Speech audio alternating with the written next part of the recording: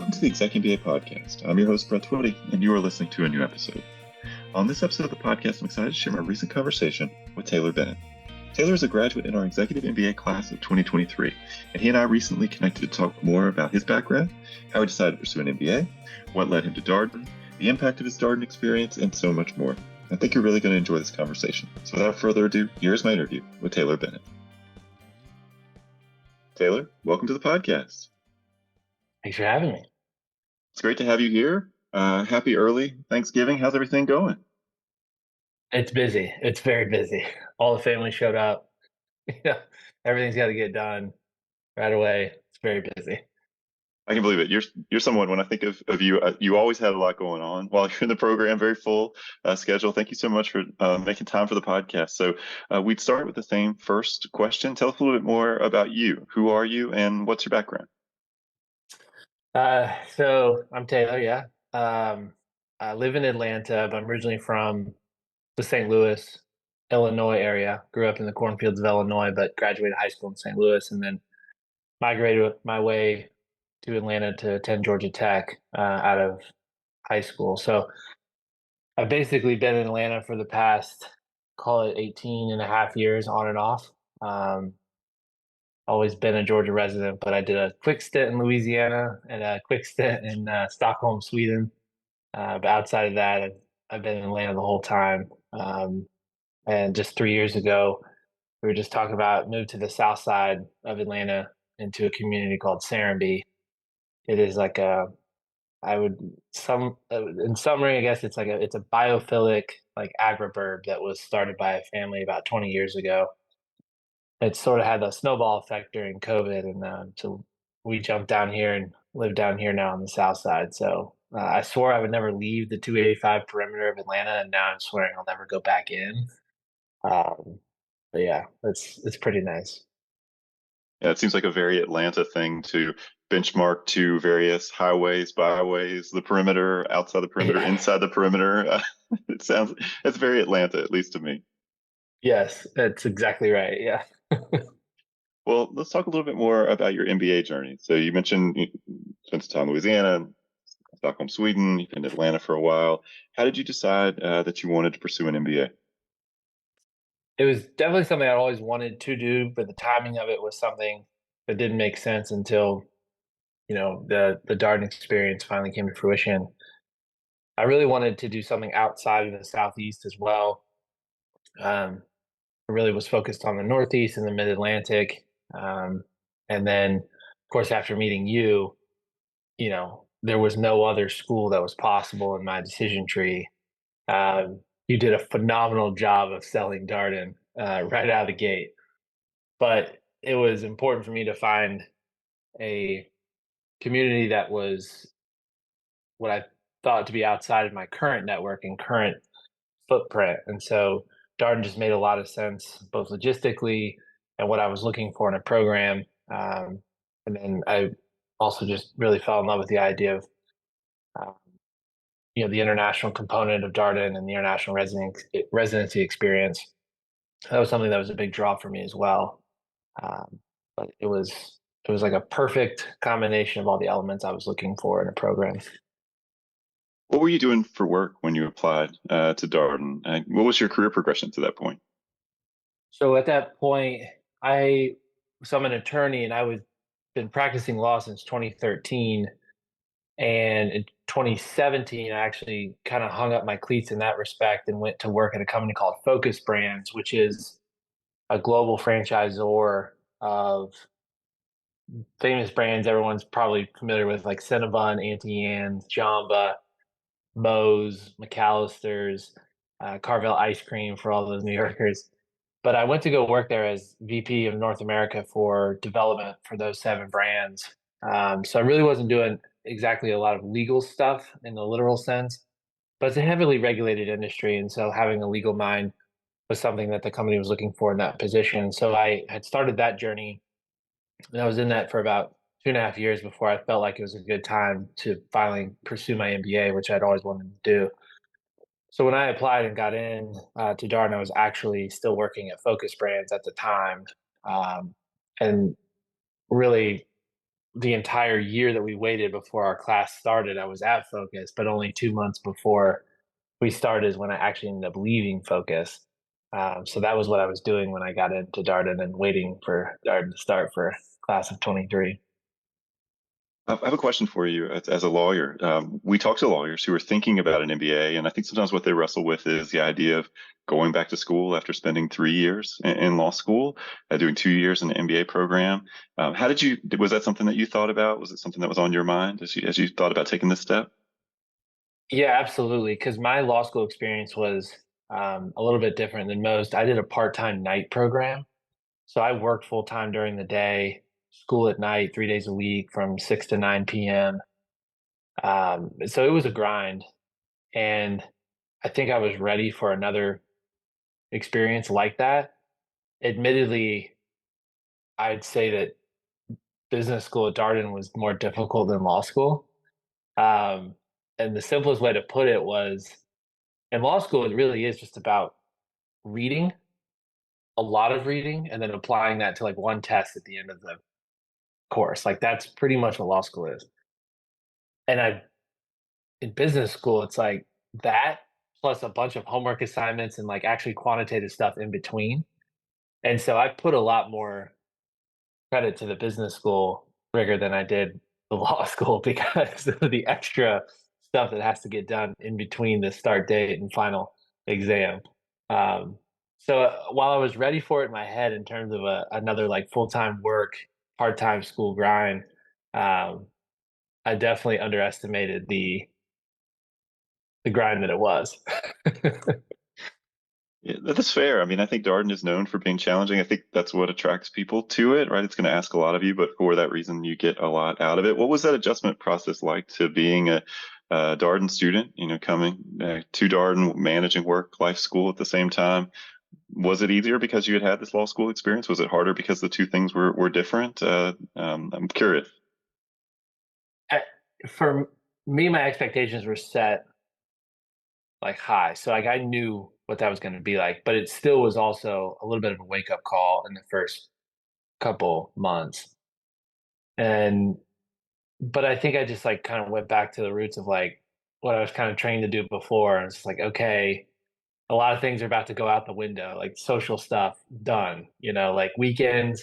Now you're sitting in this office right here while my daughter plays on the playground out here in front of me, but I'm like in here getting my work done. So I think it was just a little bit of a realization that I was going to have to sacrifice some other things in the day to day life to make sure I got that work done. But I think, you know, into Q4, Q5 and stuff, it became a little bit easier to adjust and deal with because you knew what to expect and how to navigate it. And the learning teams were good at first. My learning team didn't work out we didn't exist very long, but I found refuge in some other learning teams that helped get me through some of those tough times because I didn't come in with a lot of quant experience, and so I needed a little bit more support in that regard, and that's mainly what I got out of some other learning teams and other folks in the program was support through the quant stuff. Can we talk a little bit more about the quant aspect of the program? Like, what was it? What did you do with your new learning teammates that helped you get comfortable with that? Because I know we have a lot of listeners who are looking at the curriculum, accounting, finance, decision Yeah. analysis, those kinds of courses, and thinking, I don't have much background in any of that. How is this going to work? Yeah. So I guess this is advice for Darden. Always make sure that every class has like a mechanical engineer, an electrical engineer, a nuclear engineer from the Navy, and then like everybody else will be fine because like John Forbes ran tutor sessions for us. And like without John Forbes, I don't know if anybody makes it through half of the quant programs, right? And then you've got Rim and Claire who, can show up and do a study session for one of the quant classes and without them, like I don't know where I would be. So, the quant side of the course is really I give a lot of credit to folks like Claire and Forbes and Rem for helping everybody through some of those tough times. But we were really good as a class, not necessarily just a learning team, but as a class in hosting these tutor sessions and homework sessions and pre-final review stuff and recording things and sending that out. And that really was, I think, what enabled folks like myself to at least keep up with to be the caboose in the pack, if you will, on the quad stuff. Well, I appreciate you noting that it's a full class endeavor because, I Yeah, mean, I think sometimes people think, oh, I'm going to be on my own or maybe just have a learning team. But honestly, there's full class review sessions. John Forbes, as you mentioned, was leading accounting, like tutoring sessions before classes on Fridays and a weekend yeah. residency. Like I would see him come in, he'd have a whole bunch of people there at his table. I mean, that's a great thing to see. So it's not just your learning team, it's everybody that can be helpful to you. Yeah, he could have taken another tuition check from a lot of people if he wanted to on charging for those tutor sessions. I appreciate that. Fellow Georgia Tech alum, by the way. Yes, we bonded quick, man. I could feel the Georgia Tech in him from day one. I was like, okay, I gotta stay close to this guy. I can believe it. So you get about eight to 10 months into the program. You start to feel a little bit more settled. You mentioned around quarter four, quarter five, but just to help our listeners contextualize, it's almost to the halfway point or so for the program. It also sounded like from your story, you were also navigating a new job at that as you went through that first year. So that can be a tricky thing. So how was Yeah. that? Yeah, I think I may have the record for amount of jobs like while in your Darden executive MBA experience. My career situation is quite funny. I was at Focus when I got in, left Focus before we even started. I think I sent you guys like an updated, company sponsor letter. So then I moved over to a company called HOA Brands, which is the parent company for like Hooters of America. We just launched Hoots, which was a wing only concept under the umbrella of Hooters of America, and they had a bunch of other virtual brands that they were trying to launch in ghost kitchens and stuff. And this was all coming out of on the heels of COVID and how food concepts were going to evolve in the space. So I took a global chief development officer role with them. It was very exciting. It was overseeing the global aspects of that brand, which is, an iconic 50-year-old brand that is known literally in every corner of the world. Um, and I did that for a year. And then for some economic reasons around like the actual model of what we went there to start, chicken prices went through the roof. Our wing only concept didn't necessarily pan out, and I ended up taking a very interesting job with Subway as the global VP of non-traditional. So that is like everything that you don't see on the street side: airports, malls, universities, travel plazas. That was a really neat experience as well, seeing that it was a new brand. It was the largest brand in the world, and we got to go eat fresh every day, which was a concept as a plant-based eater I could actually eat. So that was probably the most exciting piece of that. And then, honestly, towards the end of Darden, I actually took an incredible opportunity with Yum Brands, which is Taco Bell, Pizza Hut, KFC, as the chief development officer for the U.S. for Pizza Hut. So that's the long-winded way of saying I had a number of jobs through Darden, and through all of that, though, I was still able to maintain at least the bare minimum attention necessary to get through the program with the support of a number of people in the program, so and professors alike. Yes. I want to come back to talk about your current role, but I also want to ask you about your family. If you have a lot going on at home, how did you manage that as you were going through the executive MBA program? Yeah, so family was very supportive of it. My daughter was very into it from day one. Um, we got her on a very good routine of understanding that, like, we leave on Thursdays and I'm at school while she's at school. Um, I come back, Sunday night, Monday morning sort of thing, and I'm coming back from school. And so she really bought in and was very excited about the idea of daddy also being in school while she's in school. So that was fun. And then she had to experience it all finally at graduation. She had her UVA like cheerleading outfit on, and she got to go through graduation, and she walked with me. So she got to really experience it from that angle, and finally like see everything that I've been doing for the last 2 years, really. That's always a special day. I think for us as staff members, we finally get to meet all of these Yeah. people who've been supporting the student, right? To meet sons and daughters and parents and partners, wives, husbands, all of this extended network of people who've been making it possible for this student to be a Darden student. And I remember your daughter from graduation and right there with you in the graduation line. That was awesome. She was great. I didn't think she would last that long. I had her up in the front row with me right after we got seated.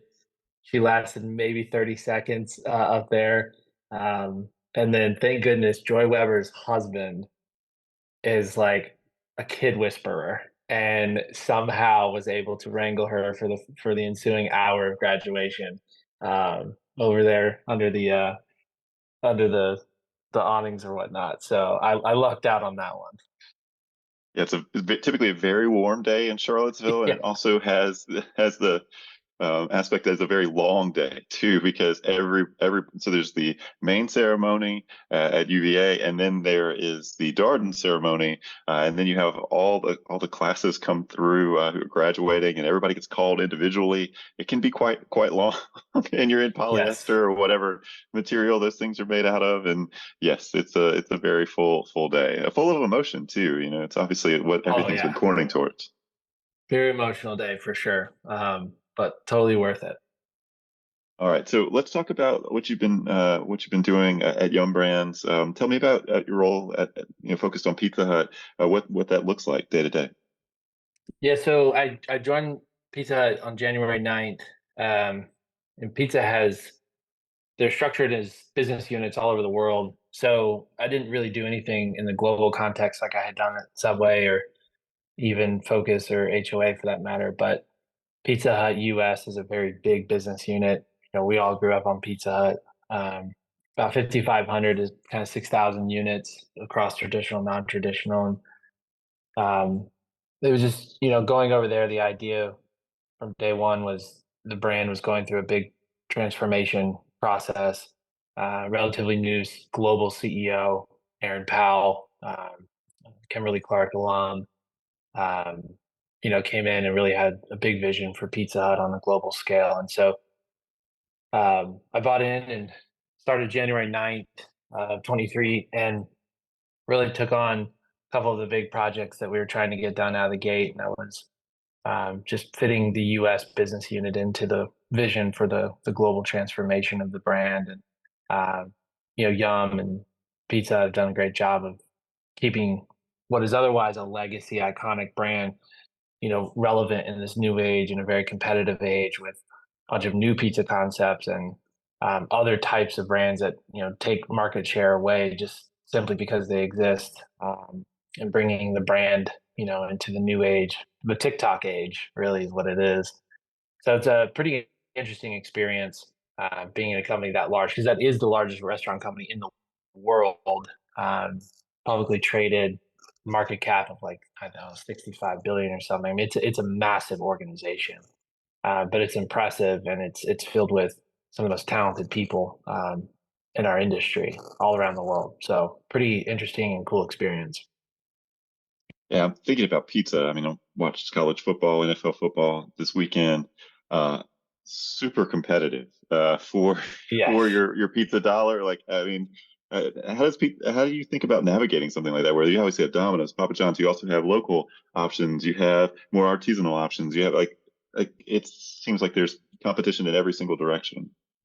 Yeah, it is tough. Like I think, historically you had, just a couple of pizza brands that, really owned and operated in the space. But then as technology progressed and as accessibility to start a new brand progressed and as regional brands could grow, pizza, is a very low cost food product with relatively high margins.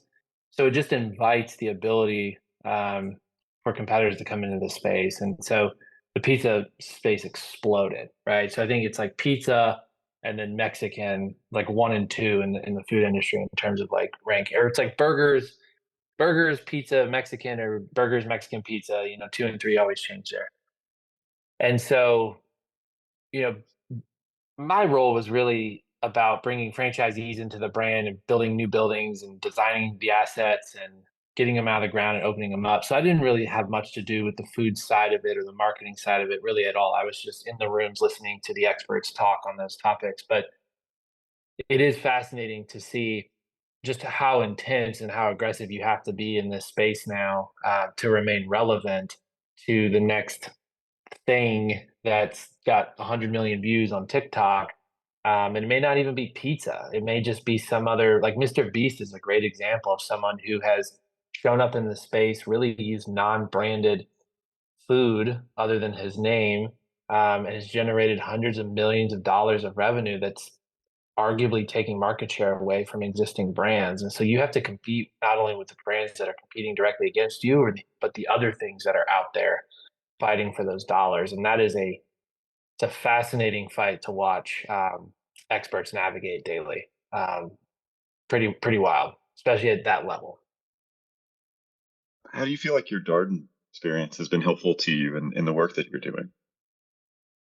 It's been helpful because I feel like I'm more equipped to sit in those rooms and have those conversations, at least understand and the lingo and the long-term vision of like why you do this or why you do that, and especially being at a publicly traded company, really, most of all the decisions that you're making are through the lens of like how to increase, customer satisfaction, product quality, and share price, right? Like of the share of the company, of the shares of the company. So you sit in those rooms with Darden experience and education, implanted in your brain, and you're like, okay, now I actually can understand why this decision is being made, or I can provide this input or this perspective. And so you actually don't feel like an imposter sometimes anymore. Like you can actually be a part of the conversation because you sat through that accounting class, you sat through that macroeconomics class, and took away just enough to pass the course, but the ability to translate that into the real world, um, is what allowed me to really participate in a way that I've never been able to participate. I appreciate that. I'll ask you a couple more questions about your Darden experience since you're here, Yeah. post graduation. What was surprising to you about your Darden experience? Maybe something that you didn't anticipate, or something that as you got into it, you're like, oh man, okay, this is great. Oh, that's interesting. Something I didn't anticipate because I didn't have a lot of expectations for it, so I don't necessarily know that I was surprised by something. But you said great, so I'm trying to think what was. I mean, I thought what was great was I was surprised at how enriching the international experiences were. Um, there were things that I didn't anticipate that we were going to be able to experience while being in Morocco or Spain.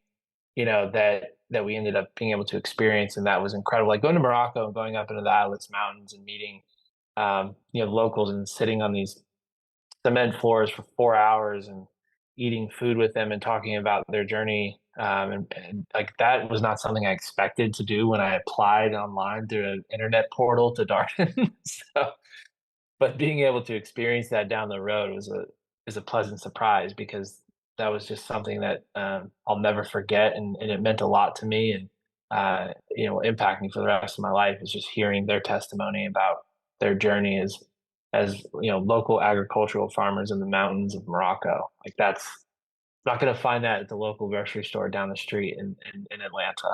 Like, yeah. Well, I'm curious. You mentioned that this global aspect of the experience really appealed to you when you were doing your research. How many global residencies did you do?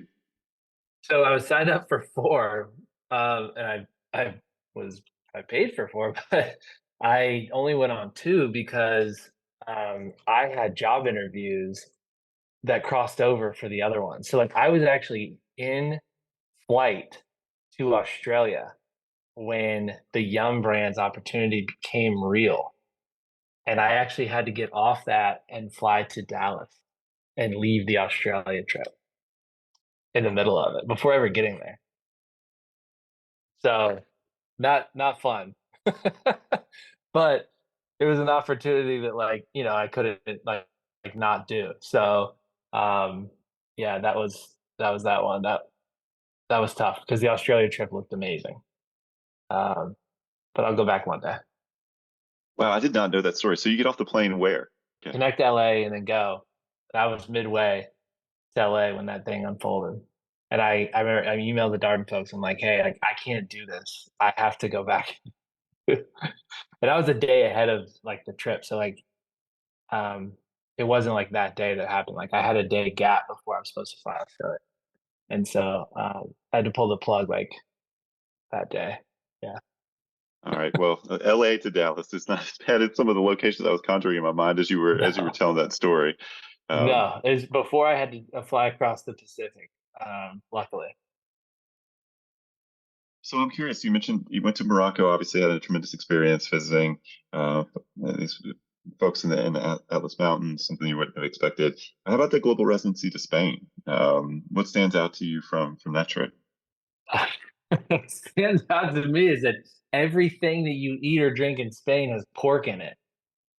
I mean, I'm a vegan, right? And so showing up in Spain, trying to keep up with everyone eating was a journey. That was a straight journey. Um, I'll never forget how much of a struggle that was. But the Spain trip was neat. Barcelona was incredible. I thought the program did a really good job of setting up in the middle of COVID because we were still in the height of like everyone taking precautions and all the tests. So given the limited ability to like, freely schedule things the way that the program typically tries to do, uh, we were still able to get some things done that made an experience that was worth the trip. Granted, a lot of the stuff that was originally planned wasn't able to happen, but they brought speakers to the hotel. We did it in a conference room, so we were able to at least meet the speakers. But we didn't get to do a lot of the site visits that we had originally anticipated doing.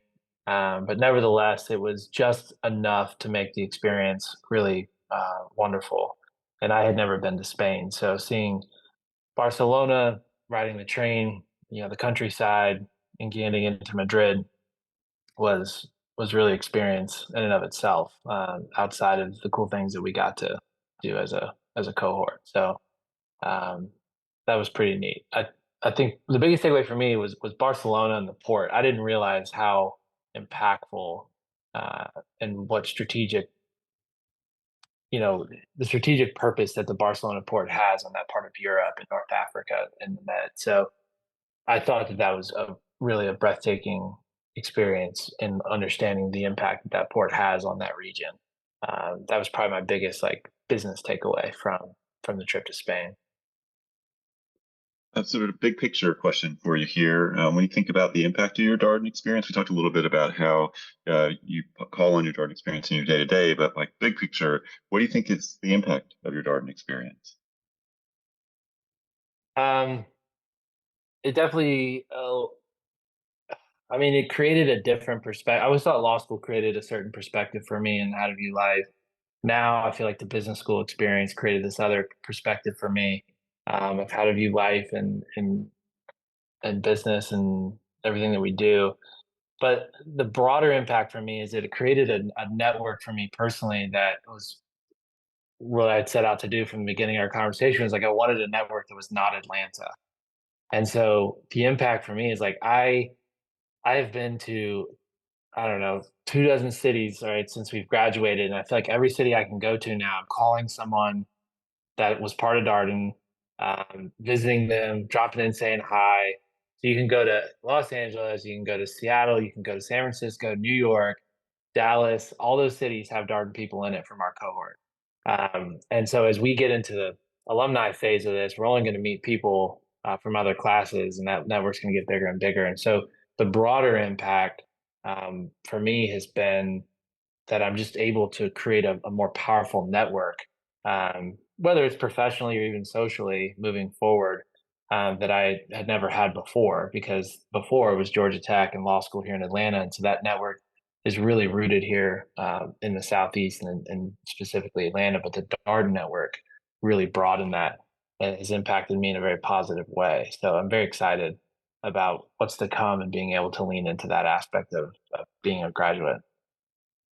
You mentioned this idea that Darden kind of gave you this new perspective. I'm curious, how would you describe the perspective that you came away with? Yeah, some of the non-quant classes, like, you had like, the entrepreneurial thinking class, you had, um, the venture capital class. We had some of the classes with Andy that were fascinating discussions around ethics, morality, um, you know, the comparison I'll make back to the law school pieces of it is like, in the legal world, you're always trained to just like be an advocate for one side or the other. But I thought what business school did, it wasn't necessarily advocating one side or the other. It was more of like making sure that you were viewing the perspective of the whole thing together. So it wasn't necessarily from a zealous advocacy perspective. It was more of like, can you sit in a position that gives you perspective of the whole sphere of the discussion? And so some of those classes, especially with Andy, were like just mind-blowing discussions around what you think are just typical day-to-day topics, but when you really dig into them and with his facilitation on those lessons, like you really see that these issues go much deeper, much wider, and further than you ever expected. Another wonderful, incredible class was with Kim Whitler over the break. We did that accelerated class in the winter break last year, and that was so timely for everyone because we're at the peak of whether or not corporations should be engaged in advocacy, in the marketplace. And her course was just an incredible discussion. About 30 people attended around whether or not companies should do it and how to do it if you did it. And we studied the Disney case and some other cases that were really relevant at the time. And that impact has been the more broader impact on me from the Darden experience than anything is how to view situations from every perspective, not just from an advocacy or a zealot advocate perspective that I was trained to do for the past decade. Yeah, I assume that's her marketing leadership class that you took. Is that right? That's correct. That was Kim's marketing leadership. Yeah. How did you determine which? This comes up a lot. Prospective students look at the electives that we have. We have over 40 electives that students can choose from in the Executive MBA program. I think sometimes people come to this part of the program thinking like you almost have to declare a major or focus in a particular area. There's no pressure to do that here at Darden. You can kind of pursue whatever interests you might have. How did you pick your electives? How did you think about that part of the program? Um, I picked the electives around. I did have a plan. I wanted to be more quant heavy. I was after a financial and sort of real estate investment theme. But in the executive program, you're obviously limited to what is offered because of the scheduling. So I was very meticulous about picking classes that fit within that theme, but knowing that I wasn't going to get all of them. And then my second thing was just reading up on the professors and like what they had taught and kind of what their shtick was. And so I was more in with respect to Kim or Andy's classes was more of like, is this person going to be super interesting for the next quarter to be engaged with? And so the class write ups, and then of course the research you do on the professors, that's what kind of attracted me to taking some of the courses that I did. But my first initial filtering was through the lens of trying to enhance my quant skill set. So I took like pricing. Some people took, how to be a consultant, and I took, probably regretfully took pricing, which was a tough class. I loved it. I didn't think I got a very good grade, but I absolutely loved it. Yeah, fair amount of math and Yeah, pricing. yeah, Also a marketing class. I think it's all about Ron Wilcox. So Taylor, while we're on the topic of electives, I think you did an independent study with some of your classmates. Is that right? I did. Yeah, we elected to do a independent study. It took us a while to get approved, but we did a independent study. It was Amy, Joy, and Nate and I, and we took on a challenge of effectively helping Nate come up with a kind of a go forward strategy for him and his wife's restaurant concept that they created in Birmingham, which I think everyone knows at this point, Real and Rosemary. So we took that on, and Luca was our sponsor for it. And so we were trying to kind of bring together three topic areas: strategy and marketing, and pricing and stuff all together in one shoot. So it was interesting. We did a field trip to Birmingham, which was fun in of itself, and then a couple more things that we undertook to get to the final deliverable. But it was pretty neat to be able to kind of combine personal and school in one project and help Nate and Jennifer out, just kind of get a vision together for their concept moving forward. So I'm always curious, how do these independent study ideas come together? How did the four of you decide that this is something you wanted to work on? I honestly couldn't tell you where. I know I mean, Nate and I had always been collaborating like from day one because we both work in this, restaurant, QSR, fast casual space. So we had always had discussions about his business and what to do or not. I think I couldn't tell you how Joy and Amy got wrapped up into this with us. Maybe it's because Amy went to Primrose and started getting into franchising and wanted to learn a little bit more, and then Joy was maybe just kind of the glue that kind of finally said, "Hey, let's actually do this."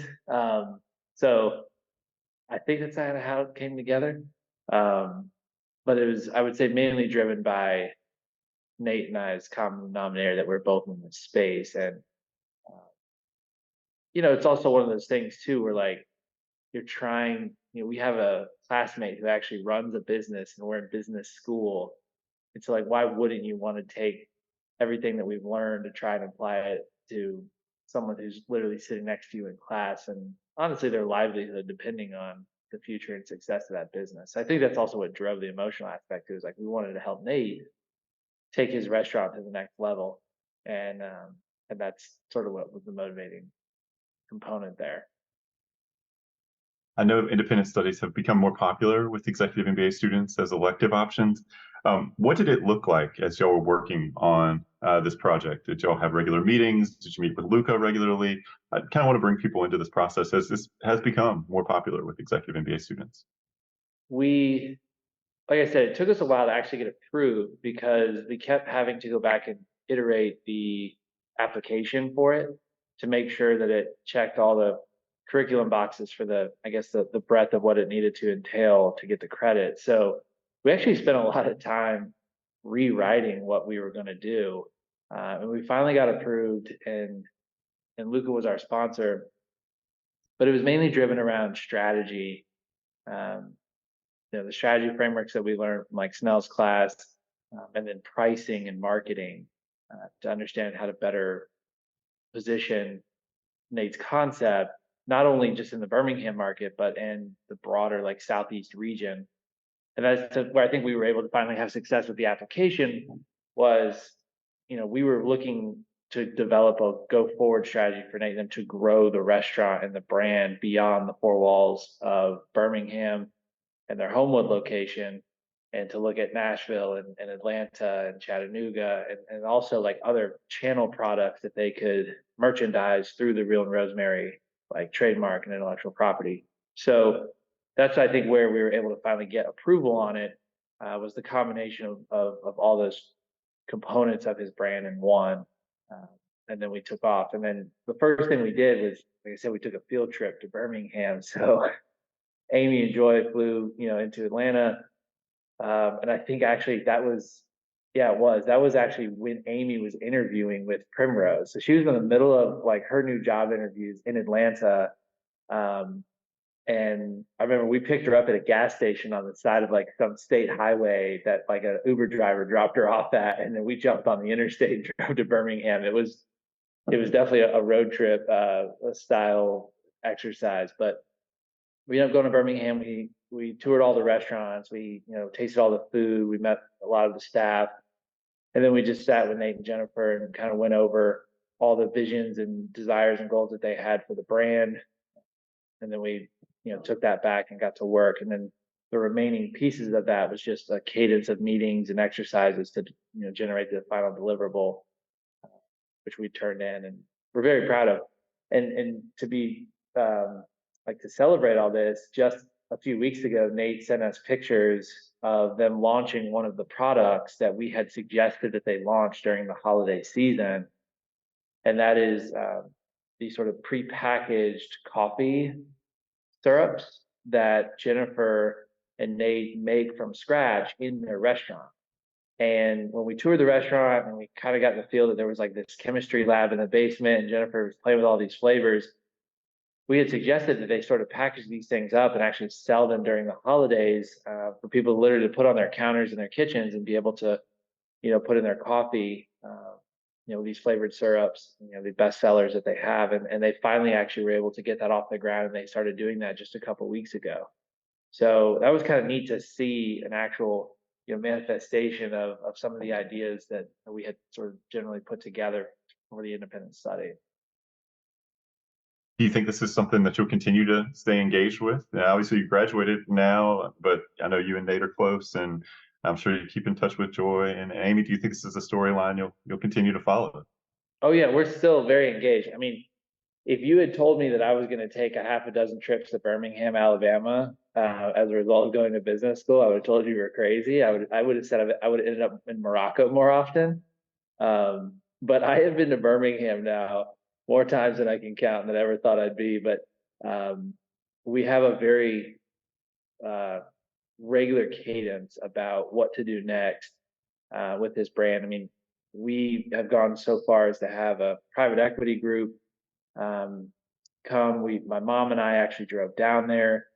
We met with Nate and Jennifer again, this private equity group out of Huntsville, and we're just kind of looking to see what paths that we can take to get the Real and Rosemary brand, built and expanded in some, cities that are kind of concentrically growing out of Birmingham. So we've definitely taken material steps to move forward. And we're going to continue pushing and seeing what we can get done here. And hopefully it makes sense for Nate, Jennifer, and the brand. And then of course what we want to do with it. But like, I personally want to help and assist and be a part of the growth, because I think that particular restaurant concept, given all the things that I know about, fast casual dining and the franchise business and the restaurant business, they check a lot of boxes that indicate, long-term success and growth for a brand. So I personally will be bugging Nate as long as I can, as long as he'll allow me to help grow the brand and be a part of it. Yeah, it's super interesting because you got your full-time job. Would you classify this as like a side hustle, or just are you pulling for your classmate? Like, how do you think about your engagement here with Real and Rosemary and the continuation of the work that you started with this independent study? Yeah, I mean, it is sort of a side hustle thing. I mean, a lot of, it's not like we're doing much. I mean, Nate and Jeff are the ones that are in there every day running the restaurant. The stories that they have, I don't know if Nate's done this podcast before, and I hope he has. Okay, because I mean, the stories that they have to deal with on a day-to-day basis running those restaurants is hilarious. I mean, there needs to be like a documentary filmed through following them around. So I tip my hat to them. I mean, they do 99% of all this legwork. But the 1% of it is like just being able to take our knowledge and kind of giving it to them and assisting them as they, wake up every day and are focused on inside the four walls of the business. If we can provide just 1% of support, for the outside thinking, to say, hey, if we were to go do these two things, we could grow the brand a little bit more outside here and kind of keep pushing their dreams and goals forward for the brand. That's sort of the role that I feel like that we're playing right now. And if we can land some investment and land some other strategic partnerships, then maybe this thing does become a full-time opportunity for even myself or others that want to be a part of it. I know there's some other classmates that are in this space too, that would probably be very helpful in a long-term vision for Real and Rosemary to grow it. But for right now, we're just kind of putting it. We need like two more puzzle pieces to be put in place, and then we'll actually be able to really like hit the gas on this thing. Yeah, it's super interesting to hear you talk about this because I remember meeting Nate as a prospective student, and this was something that was very much on his mind. You go back 2-3 years ago, he was very much thinking about this. So it kind of come full circle, and things that you don't know when you start an MBA program, you got these classmates who are interested in being engaged and helping you advance your concept, advance this idea that you have. Yeah, I remember the second sort of coffee chat that you hosted, he was in it. And I remember him introducing himself and saying he was in this space. Of course, I quickly Googled him. And we both played college football. We both played at the same time. We have a lot of the same like friends. He played with old teammates of mine. So we had a lot of synergy. And I remember thinking in that second coffee chat, I was like, oh, this is probably why I was supposed to go to business school. I'm supposed to meet Nate, and we're going to grow this brand that I've never heard of in Birmingham together. I can't wait to meet this guy. So it is kind of interesting to see it come full circle like that. And him and I obviously been very close throughout the whole program and maintain our friendship throughout. So if we can get this thing off the ground in the way that we've sort of envision the way the independent study, articulated that we wanted to do, it would definitely be like a cherry on top for this whole experience. I know you mentioned you're still waiting on a couple pieces to maybe click into place, but like I'm sure you and Nate talk all the time of like what success might look like here. Is a fair question to ask what you'd like to see next? You've got this like seasonal product you're trying out. Are there any other things that we could potentially look for in the coming months? I think we've pretty much, because of the independent study and some of the technology that I personally had access to help sort of formulate market forecasting for like what markets would be really synergetic to the Real and Rosemary brand. How many locations can Chattanooga take? How many locations can Atlanta take? Where in Nashville do you go? Do you go to Charleston? These Southern hospitality towns that Real and Rosemary fits right into. And we have all that mapped out. And really the next step in that process was honestly taking down an investment that allowed us to propel that growth that we needed. So, we are in very deep discussions with a PE firm that specializes in early stage, startup like franchise, like concepts. And they're actually based coincidentally in Huntsville, Alabama. So that was not by design. That was total chance that we had found somebody in Alabama. And of course, when we did our Birmingham meeting with them, I mean, it took 2 seconds for Nate and this guy to connect the dots on 7 people that they knew, the same. I'm like, okay, of course, we're in Alabama. Everyone knows everyone. And what we're in the exercise right now of doing is figuring out the size of investment that we think we'd be willing to take, for what equity. And, does the PE firm have the capability of bringing, not only just the investment, but some of the other support mechanisms that we would need to the table to make the whole thing work. And this all honestly happened in the past 30 days that we were able to put that together. So we're literally like in the middle of it right now, trying to iron that out. And if we can get that done, the next, month or so, like I could see in 2024, there being, a world in which we have, maybe 1 or 2 more Real and Rosemary's out of the ground in a new city, and finally taking, the Real and Rosemary brand potentially out of Alabama and continuing on its southeast region, path. Well, if that does happen, we're going to have you and Nate back on the podcast to talk about all of this, because I'm super excited. I mean, to me, it's such a great example of the connections people make in this program, right? So you come here, you didn't even know each other, but you find out you have all these things in common. You have a shared connection around what you do for work and your professional interests. And next thing you know, you're working on this together. Yeah, it is that we really leaned into that. I mean, the other piece of it too is like Amy, went to Primrose, and my mom used to be the VP of development at Primrose. And so when Amy applied to Primrose, I called my mom like, hey, and my mom, we're franchisees of Primrose. So my mom is a Primrose franchisee now. It's like she left the corporate side, went on the franchisee side. So my mom was like writing, giving all the kudos and endorsement of Amy during her interview process, with Primrose. So again, like to your point, like there was just so many connections that we were able to forge with just being in the executive program at Darden, and these relationships are going to extend forever. I mean, I text Amy all the time about Primrose stuff. I'm out at a conference last week in Las Vegas, and Garrett Ramsey's there because he's in this space. So we're just constantly intertwining our professional lives out in the wild. Yeah, it's crazy to think about just the statistical probability of something like that. Like there's 130 odd people in a class. Like what are the chances of these kinds of connections happening? I mean, it's amazing. Yeah, I'm sure that Caraway would love us to do a case on that, but I'm not sure that I got what I needed out of that to be able to perform for him like that. Yeah. Yeah, this is a crystal ball, Excel, any kind of decision analysis modeling tool free podcast. We do not engage in that.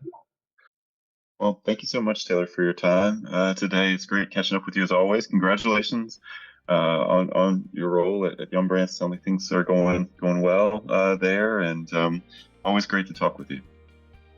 I appreciate the opportunity. Thanks, Brett. And that was my interview with Taylor Bennett, a graduate in our Executive MBA Class of 2023. As always, if you have any comments, suggestions, requests, anything you'd like for us to cover here on the podcast, we're all ears. We can be reached at exec, that's EXEC, MBA at Darden.Virginia.edu. Till next time, stay safe, be well, and thanks for listening.